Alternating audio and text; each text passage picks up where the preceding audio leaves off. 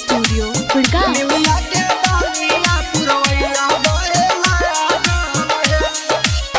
झूला झूले चल हली सीताली माई भरोजी साथ लागल हे। झूला झूले चल हली सीताली माई भरोजी साथ लागल हे।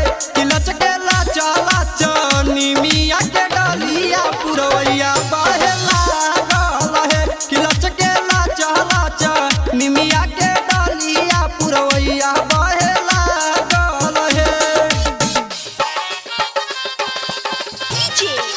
विकास पुरवैया बहे लागल हे।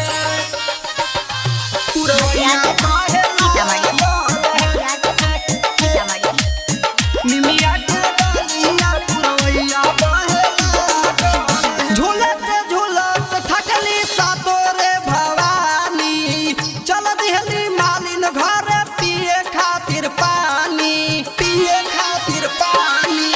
झूलत झूलत थकली सातोरे भवानी चल दिहली मालिन घर पिए खातिर पानी। मालिन के गोदी में बालकवा रोए लागल हे। मालिन के गोदी में बालकवा रोए लागल हे। कि लचकेला चला चनी मिया के डलिया पुरवैया बहे लागल हे। कि लचकेला चला चनी मिया के डलिया पुरवैया बहे लागल हे। विकास पुरवैया बहे लागल हे। पुरवैया बहे लागल हे।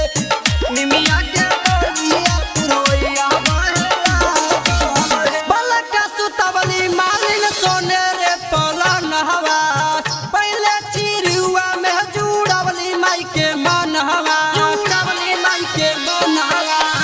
बलका सुतवली मालिन सोने रे पलंग हवा पहले चिरुआ में जुड़वली माई के मन हवा। दिहलिया तीस अभिषेक के पवन रह जागल हे। दिहलिया तीस अभिषेक के पवन रह जागल हे।